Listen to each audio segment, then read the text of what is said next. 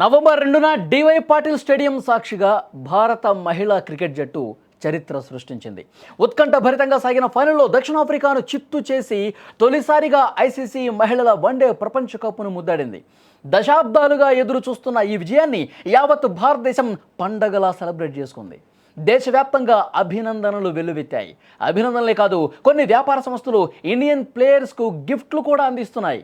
ఆ లిస్టులో చేరింది భారతీయ దిగ్గజ సంస్థ టాటా మోటార్స్. టీమిండియాకు అత్యంత ప్రత్యేకమైన ఐకానిక్ గిఫ్ట్ను ప్రకటించేసింది.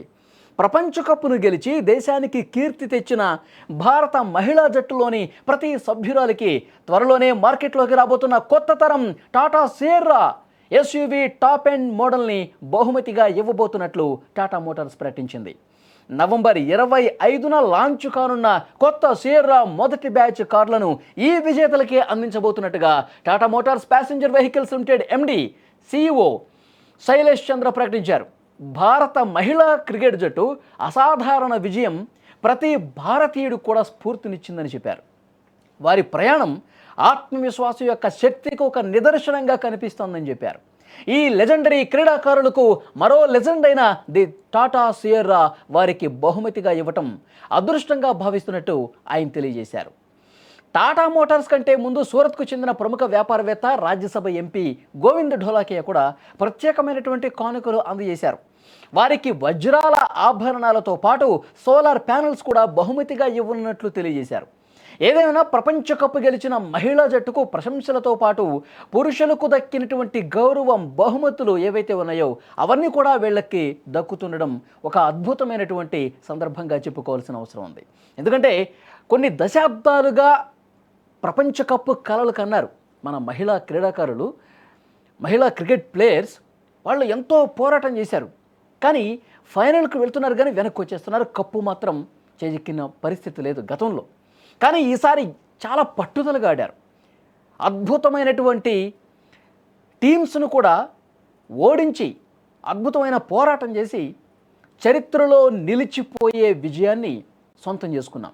మనకి కలగా ఉన్నటువంటి ఆ ప్రపంచ కప్పుని మహిళల జట్టు చాలా గొప్ప విజయంతో ఆ కప్పుని మనం సొంతం చేసుకున్న పరిస్థితుంది.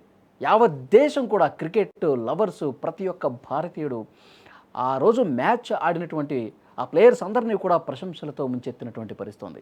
చాలా అద్భుతంగా దేశ ఖ్యాతిని ఇనుమడింపజేసే విధంగా అంత వీరోచితంగా పోరాటం చేసి అద్భుతమైనటువంటి విజయాలను నమోదు చేసినటువంటి ఈ ప్లేయర్స్కు తగిన గౌరవం దక్కుతోంది. ఇప్పుడు బీసీసీఐ, ఐసీసీ ఈ రెండు కూడా అద్భుతమైనటువంటి బహుమతులు, నజరానాలు ప్రకటించాయి.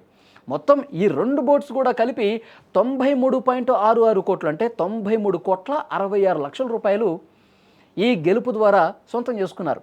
వీటితో పాటు మన దేశానికి సంబంధించిన వ్యాపారవేత్తలు కూడా వాళ్ళ విజయాన్ని గొప్పగా కొనియాడుతూ వాళ్ళు అర్హులు, వాళ్ళకి అద్భుతమైనటువంటి కానుకలు ఇవ్వాల్సినటువంటి అవసరం ఉందని చెప్పి ఇంతకుముందు నేను చెప్పినట్టు గోవింద్ ఢోలాకియా ప్రముఖ పారిశ్రామికవేత్త, సూరత్కు సంబంధించిన వజ్రాల వ్యాపారి, రాజ్యసభ ఎంపీ కూడా ఆయన.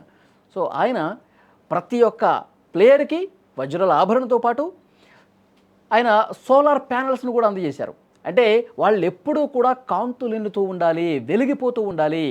వాళ్ళ ఒంటి మీద వజ్రాల ఆభరణం వాళ్ళకి ఏ విధంగా కాంతిని తీసుకొస్తుందో, వాళ్ళ ఇల్లు కూడా సోలార్ ప్యానెల్స్తో విద్యుత్ తీసుకొస్తే ఎప్పుడు వాళ్ళు వెలుగుతూ ఉండాలన్న ఉద్దేశంతో నేను ఇవి అందజేస్తున్నాను అన్నారు.